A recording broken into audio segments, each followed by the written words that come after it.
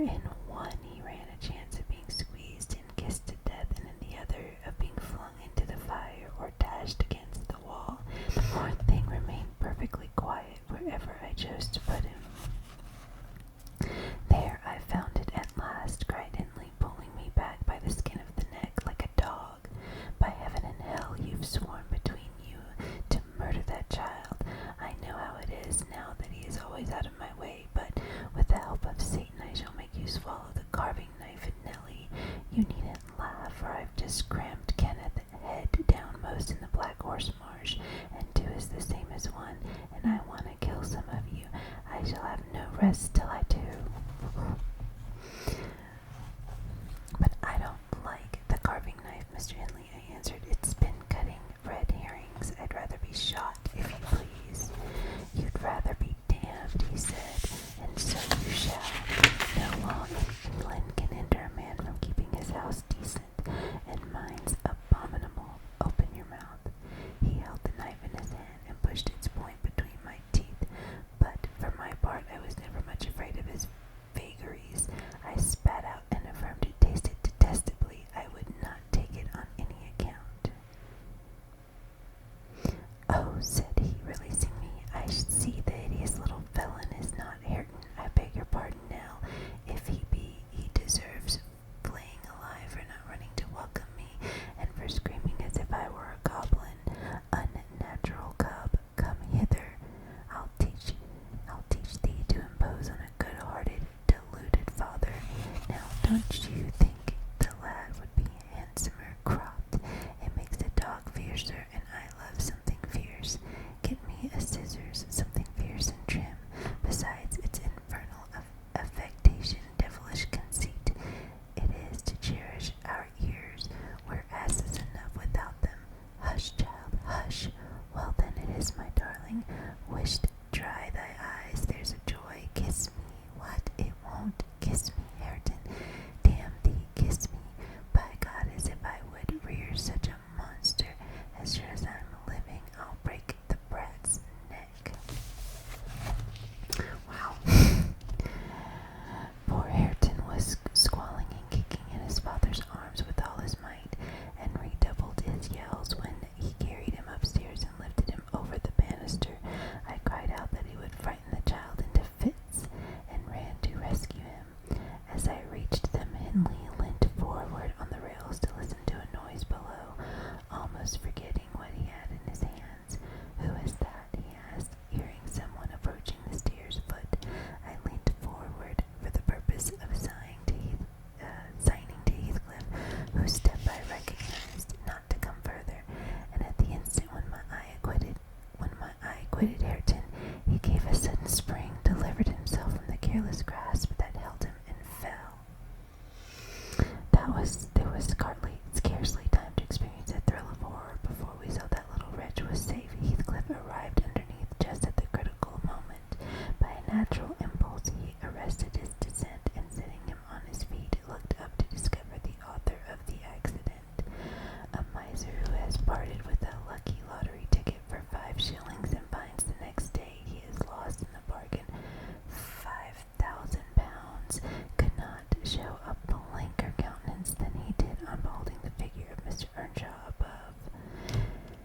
It expressed plainer than words could do the intensest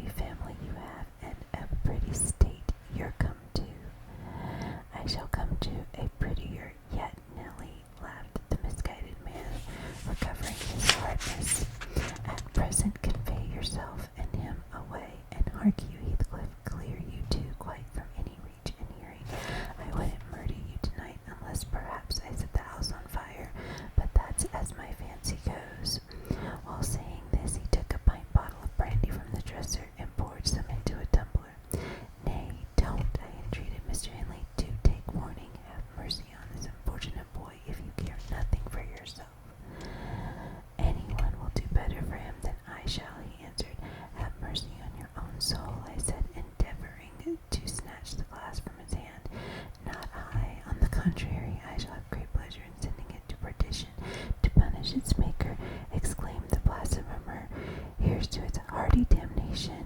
He drank the spirits and impatiently bade us go, terminating his command with a sequel of horrid imprecations, too bad to repeat or remember. It's a pity he cannot kill himself with drink, observed Heathcliff, muttering an echo of curses back when the door was shut. He's doing his very utmost, but his constitution defies him. Mr. Kenneth says he would wager his mare that he'll outlive any man on this side of Gimmerton and go to the grave a hoary sinner, unless some happy chance out of the common course befall him. I went into the kitchen and sat down to lull my little lamb to sleep. Heathcliff, as I thought, walked through to the barn. It turned out afterwards that he only got as far as the other side, the settle, when he flung himself on a bench by the wall, removed from the fire, and remained silent. I was rocking Hareton on my knee and humming a song that began, "It was far in the night, and the bairnies grat. The mither beneath the moles heard that," when Miss Cathy, who had listened to the hubbub from her room, put her head in and whispered, "Are you alone, Nellie?" "Yes, miss," I replied. She entered and approached the hearth. I suppose she was going to say something. Looked up. Supposing she was going to say something, looked up. The expression of her face seemed disturbed and anxious. Her lips were half asunder as if she meant to speak, and she drew a breath, but it escaped as a sigh instead of a sentence. I resumed my song, not having forgotten her recent behavior. "Where's Heathcliff?" she said, interrupting me. "About his work in the stable," was my answer. He did not contradict me. Perhaps he had fallen into a doze. There followed another long pause, during which I perceived a drop or two trickle from Catherine's cheek to the flags. Is she sorry for her shameful conduct? I asked myself. That will be a novelty, but she may come to a point as she will. I shan't help her. No, she felt small trouble regarding any subject save her own concerns. "Oh dear," she cried at last, "I'm very unhappy." "A pity," observed I. "You're hard to please, so many friends and so few cares, and can't make yourself content." "Nellie, will you keep a secret from me?" she pursued, kneeling down by me and lifting her winsome eyes to my face with that sort of look which turns off bad temper, even when one has all the right in the world to indulge it. "Is it worth keeping?" I inquired less sulkily. "Yes, and it worries me, and I must let it out. I want to know what I should do. Today Edgar Linton asked me to marry him, and I'd give him an answer. Now, before I tell you whether it was a consent or denial, you tell me which it ought to have been." "Really, Miss Catherine, how can I know?" I replied. "To be sure, considering the exhibition you performed in his presence this afternoon, I might say it would be wise to refuse him, since he asked you after. He must either be hopelessly stupid or a venturesome fool." "If you talk so, I won't tell you any more," she returned, peevishly, rising to her feet. "I accepted him, Nellie. Be quick and say whether I was wrong." "You accepted him? Then what good is discussing the matter? You have pledged your word and cannot retract." "But say whether I should have done so, too," she exclaimed in an irritated tone, chafing her hands together and frowning. "There are many things to be considered before the questions can be answered properly," I said sententiously. "First and foremost, do you love Mr. Edgar?" "Who can help it? Of course I do," she answered. Then I put her through the following catechism. For a girl of 22, it was not injudicious. "Why do you love him, Miss Cathy?" "Nonsense, I do, that's sufficient." "By no means. You must say why." "Well, because he's handsome and pleasant to be with." "Bad," was my commentary. "And because he is young and cheerful." "Bad still. And because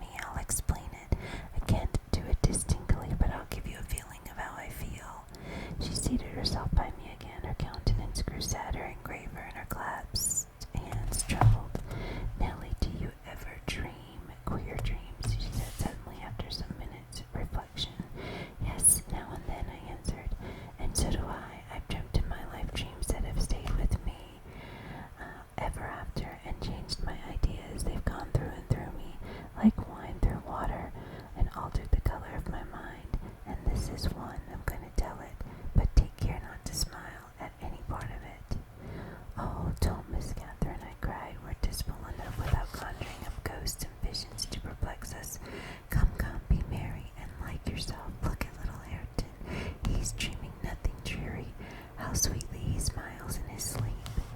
Yes, and how sweetly his father curses in his solitude. You remember him, dare I say, when he was just such another as that chubby thing, nearly as young and innocent.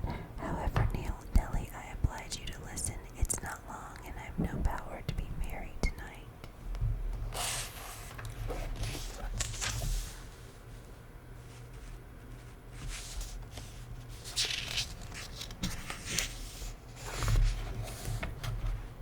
I won't hear it, I won't hear it, I repeated hastily.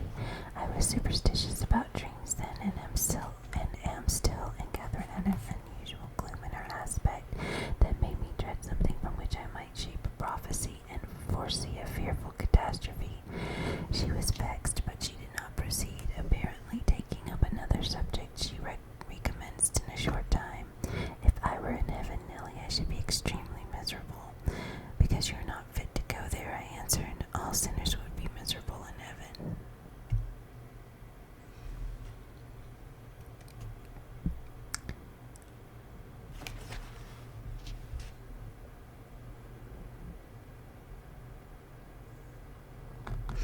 But it's not for that. I dreamt once that I was there. I tell you, I won't hearken to your dreams, Miss Catherine. I'll go to bed, I interrupted again. She laughed and helped me down, for I made a motion to leave my chair. This is nothing, cried she. I was only going to say that heaven did not seem to be my home, and I broke my heart with weeping to come back to earth, and the angels were so angry that they flung me out into the middle of the heath, on the top of Wuthering Heights, where I woke sobbing for joy. That will do to explain my secret as well as the other. I've no more business to marry Eglin than I have to be in heaven, and if the wicked man in there had not brought Heathcliff so low, I shouldn't have thought of it. It would degrade me to marry Heathcliff now, so he shall never know how I love him, and that not because he's handsome, Nellie, but because he's more myself than I am. Whatever our souls are made of, his and mine are the same, and Linton's is as different to a moonbeam from lightning or frost from fire. Ere the speech ended, I became sensible of Heathcliff's presence. Having noticed a slight movement, I turned my head and saw him rise from the bench and steal out noiselessly. He had listened till she heard Catherine say it would degrade her to marry him, and then he stayed to hurry no further. My companion, sitting on the ground, was prevented by the back of the settle from remarking his presence or departure, but I started and bade her hush. Why? She asked, gazing nervously around. Joseph is here, I answered, catching opportunely the roll of his cartwheels up the road, and Heathcliff will come in with him. I'm not sure whether he were not at the door at this moment. Oh, he couldn't overhear me at the door, said she. Give me yours, and while you get the supper, and when it is ready, ask me to sup with you. I want to cheat my uncomfortable conscience. And he convinced that Heathcliff has no notion of these things, and be convinced that Heathcliff has no notion of these things. He has not, has he? He does not know what being in love is. He does not know what being in love is. I see no reason that he should not know as well as you, I returned, and if you are his choice, he'll be the most unfortunate creature that ever was born. As soon as you become Mrs. Linton, he loses friend and love and all. Have you considered how he'll bear the separation, and how he'll bear to be quite deserted in the world? Because, Miss Catherine, he quite deserted, we separated, she exclaimed with an accent of indignation. Who is to separate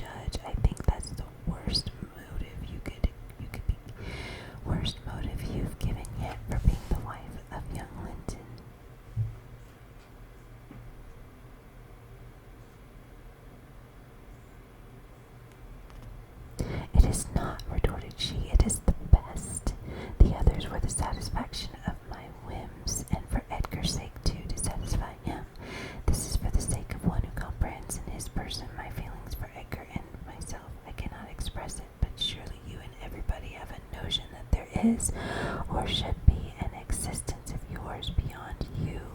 What were the use of my creation if I were entirely contained here?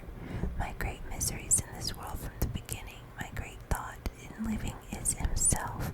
If all else perished and he remained, I should still continue to be. I shall still continue to be, and if all else remained and he were annihilated, the universe would turn to a mighty stranger. There's a footnote there. Chapter 9. Missed a couple of footnotes, but let's see here. Just steamrolled right up there. A mighty stranger. Kathy's declaration seems to echo lines from Emily's poem No Coward Soul Is Mine, dated January 2nd, 1846. Though earth and the moon were gone, and the suns and universes ceased to be, and thou were left alone, every existence would exist in thee.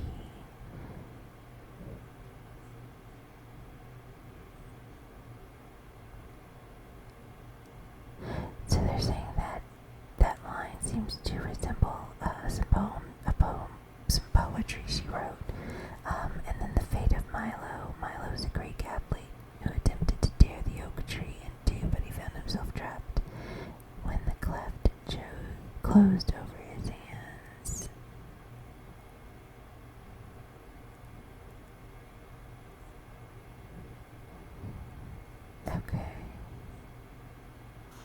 Okay, so yeah, back to the story. Sorry, I keep moving the camera.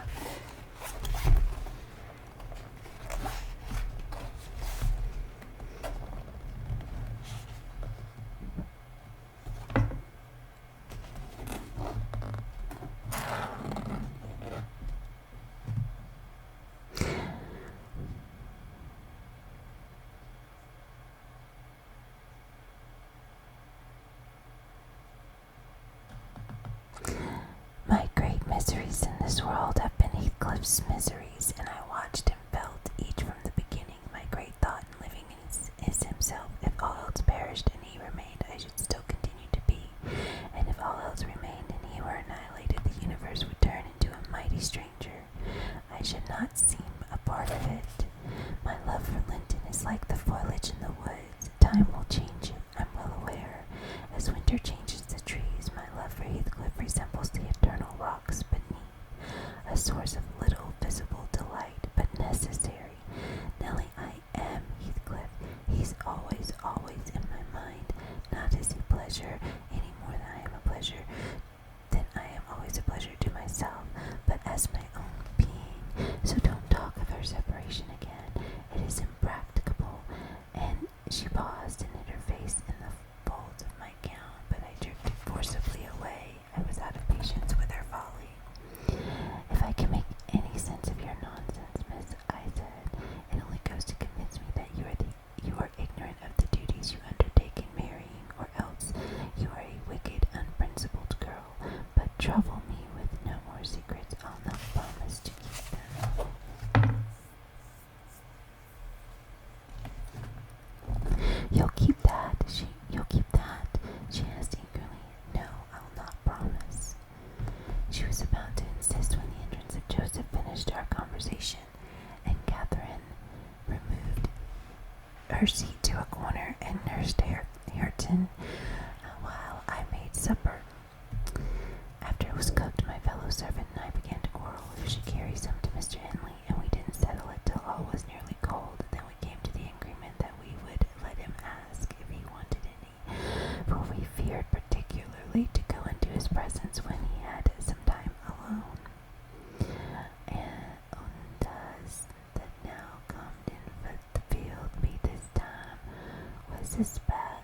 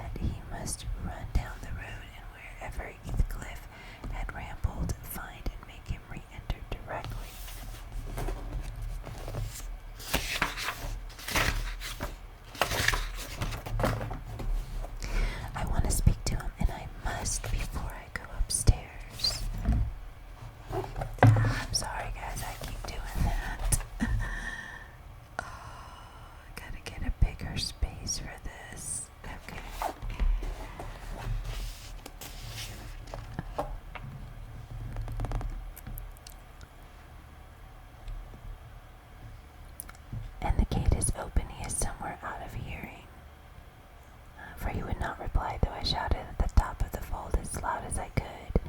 Joseph objected at first. She was too much in earnest, however, to utter contradictions, and at last he placed his hat on his head and walked grumpily forth. Meanwhile, Catherine paced up and down the floor, exclaiming, "I wonder where he is. I wonder where he can be. What did I say, Nellie? I've forgotten. Was he vexed at my bad humor this afternoon? Dear, tell me what I've said to grieve him. I do wish he'd come. I do wish he would." "What a noise for nothing," I cried, though rather uneasy myself.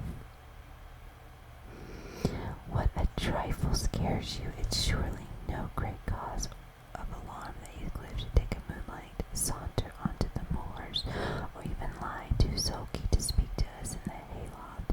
I'll engage he's lurking there, see if I don't ferret him out." I departed to renew my search. Its result was disappointment, and Joseph was the same young lambskins wore, observed he on re-entering. "He's left the gate at full swing. Miss Pony had trodden down 2 rigs, a corn had blottered the rider into the meadow, and some diver to measure a blade to devil to mourn, and he'll do well. His patience isn't with such careless a offald. Crater's patience isn't he is, but he'll not be. Alas, you'll see all on ye. Ya must try him out his head for now." And there's a footnote there. Scratcher, that's difficult. Okay, let's see.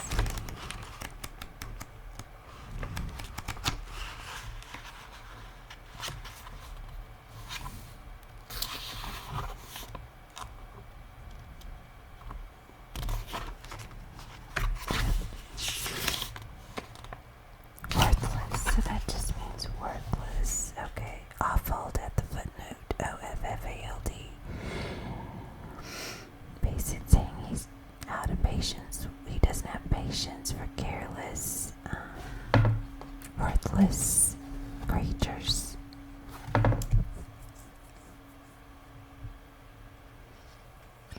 It was a very dark evening for summer. The clouds appeared inclined to thunder, and I said we had better all sit down.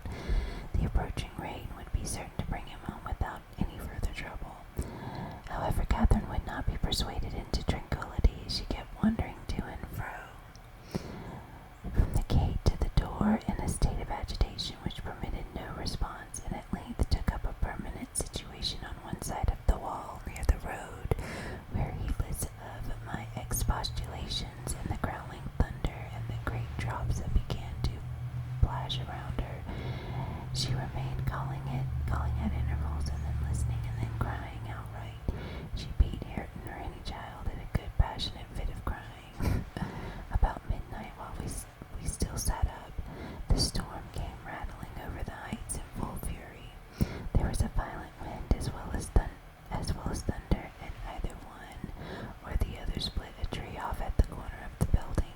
A huge bough fell across the roof and knocked down a portion of the gas chimney stack, sending a clatter of stones and soot into the kitchen fire.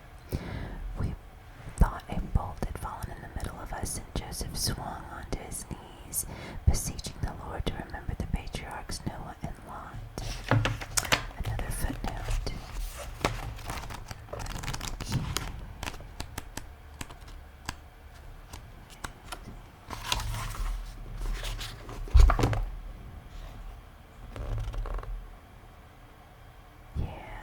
Okay, and as in former times. Okay, so let's start over, and then we'll look at the notes. We thought a bolt had fallen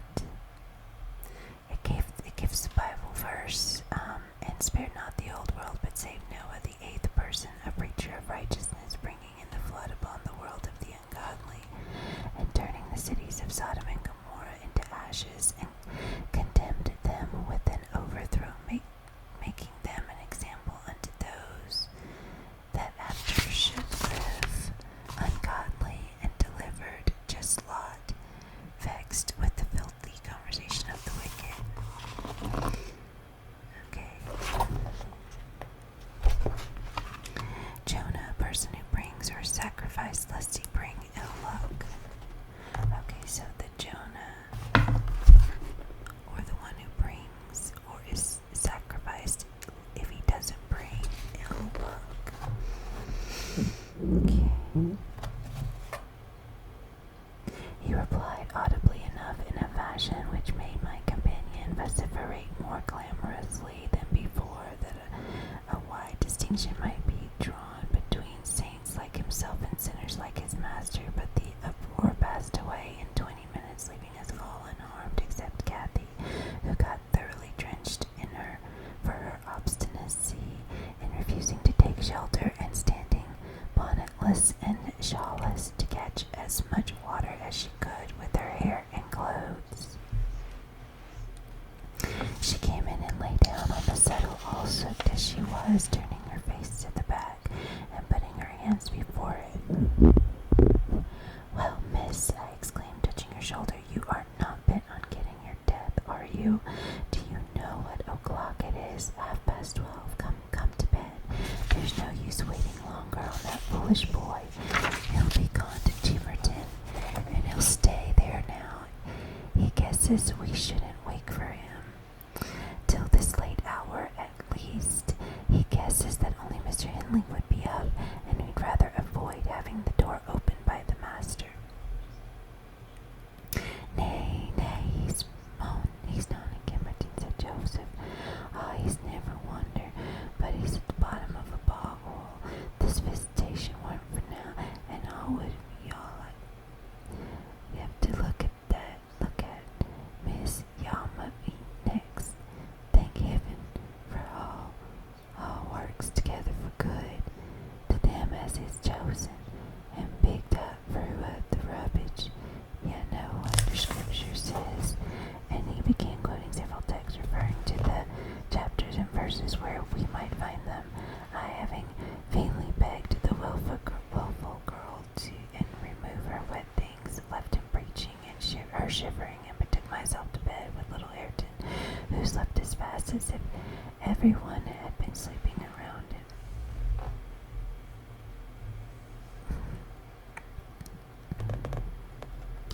I heard Joseph read on a while afterwards. Then I distinguished his slow step up the ladder, and then I dropped asleep.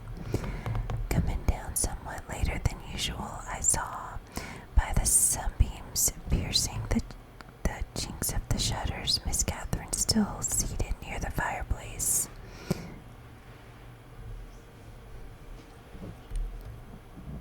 The house door was ajar too.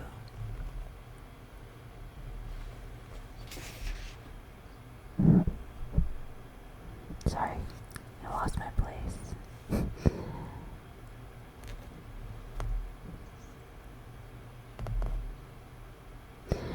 Coming down somewhat later than usual, I saw by the sunbeams piercing the chinks of the shutters Miss Catherine still was seated near the fireplace.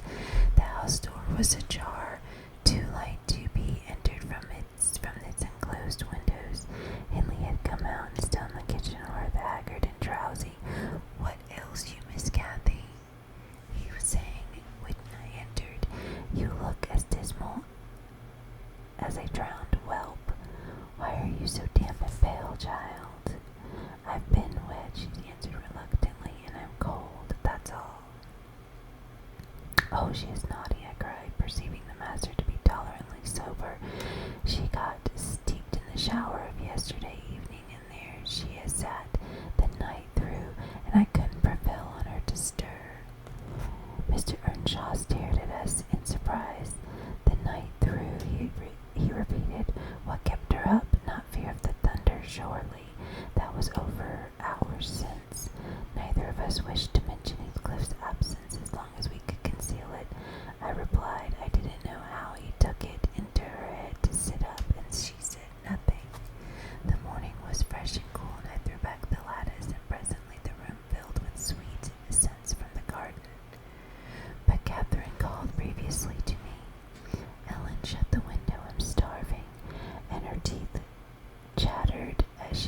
closer to the almost extinguished embers. "She's ill," said Emily, taking a rest. "I suppose that's the reason she would not go to bed. Damn it, I don't want to be troubled with more sickness here. What took you into the rain?" "Running after the lads, as usual," croaked Joseph, catching an opportunity from our hesitation to thrust in his evil tongue. "If I were your master, I'd just slam the boards in their faces all on 'em, gentle and simple. Never a day you're off but yon can come sneaking in there. Miss Nellie, she was a fine lass. You were watching her kitchen as yon at the door, he at the other, and then there were grand lady goes a-courting of her side. If it's bonny behaviour lurking among the fields after 12 at night, with that foul face and devil of Gypsy Heathcliff, they think I'm blind, but I'm not that sort.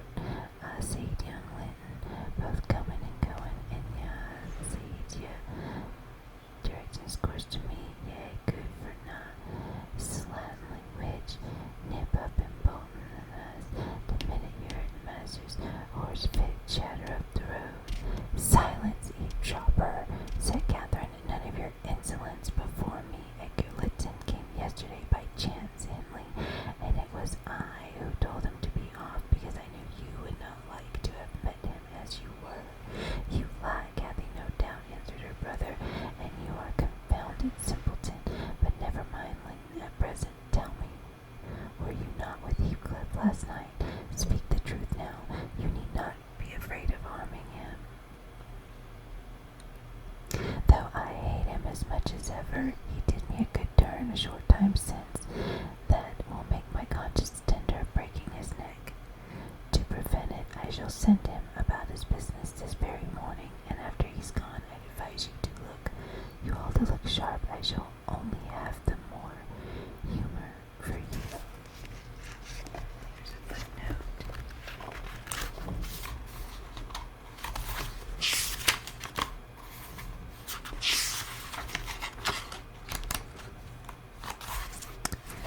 Ill temper, so in this case humor means ill temper. Alright.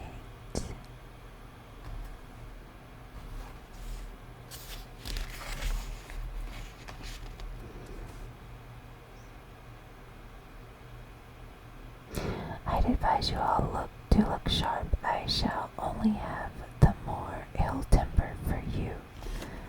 "I never saw Heathcliff last night," answered Catherine, beginning to sob bitterly. If you do turn him out of doors, I'll go with him. But perhaps you'll never have an opportunity. Perhaps he's gone." Here she burst into an uncontrollable grief, and the remainder of her words were inarticulate.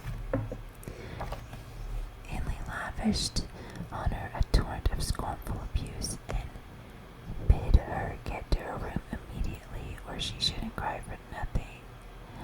I obliged her to obey, and I shall never forget what a scene she acted when she reached her chamber. It terrified me. I thought she was going mad, and I begged Joseph to run for the doctor.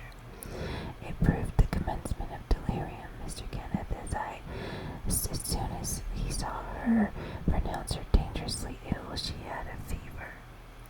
He bled her, and he told me to let her live on whey and water, gruel, and take care she did not throw herself down the stairs or out the window. And then he left, for he had enough to do in the parish, where 2 or 3 miles was the ordinary distance between cottage and cottage. Though I cannot say I made a gentle nurse, and Joseph and the master were no better, and though our patience was as wearisome and headstrong as a patient could be, as she weathered it through. Old Miss Linton paid us several visits to be sure and set things right, and scolded and ordered us all, and when Catherine was convalescent, she insisted on conveying her to Thrush across the Grange, for which deliverance we were very grateful. But the poor dame had reason to repent of her kindness. She and her husband both took the fever and died within a few days of each other.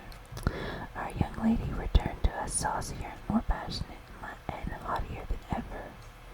Heathcliff had never been heard of since the evening of the thunderstorm, and one day I had the misfortune, when she had provoked me exceedingly, to lay the blame of his disappearance on her, where indeed it belonged, as well as she well knew. From that period, for several months, she ceased to hold any communication with me, save in the relation of a mere servant. Joseph fell under a ban also. He would speak his mind, and lecture her all the same as if she were a little girl, and she esteemed herself a woman and our mistress, and thought that her recent illness gave her a claim to be treated with consideration. Then the doctor said she would not bear crossing much. She ought to have her own way, and it was nothing less than murder in her eyes for anyone to presume to stand up and contradict her. From Mr. Earnshaw and his companions she kept aloof, and tutored by Kenneth, and serious starts of a fit that often attended her rages, her brother allowed her whatever she pleased to demand, and generally avoided aggravating her fiery temper. He was rather too indulgent, humoring her caprices, not from affection but from pride. He wished earnestly to see her bring honor to the family by an alliance with the Lintons. As long as she let him alone, she might trample us like slaves for aught he cared. Edgar Linton, as multitudes have been before and will be after him, was infatuated, and believed himself the happiest man alive on the day he led her to Gimmerton Chapel, 3 years subsequent to his father's death. Much against my inclination, I was persuaded to leave Wuthering Heights and accompany her there. Little Ayrton was nearly 5 years old, and I had just begun to teach him his letters. We made a sad parting, but Catherine's tears were more powerful than ours. When I refused to go, and when she found her entreaties did not move me, she went lamenting to her husband and brother. The former offered me munificent wages. The latter ordered me to back up. He wanted no women in the house, he said, now that there was no mistress, and as to Ayrton, the curate should take him in hand by and by, and so I had but one choice left, to do as I was ordered. I told the master he got rid of all the decent people, only to run to ruin a little faster. I kissed Ayrton goodbye, and since then he has been a stranger, and it's very queer to think it, but I've no doubt he has completely forgotten all about Ellen Dean, and that he was ever more than all the world to her, and she to him.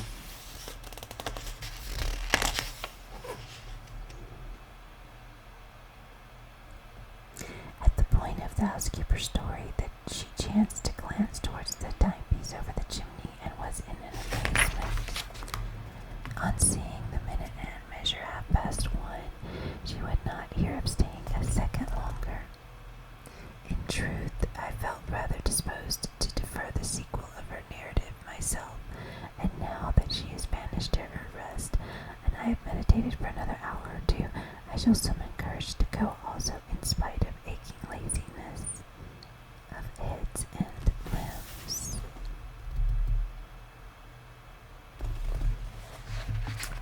Thank you.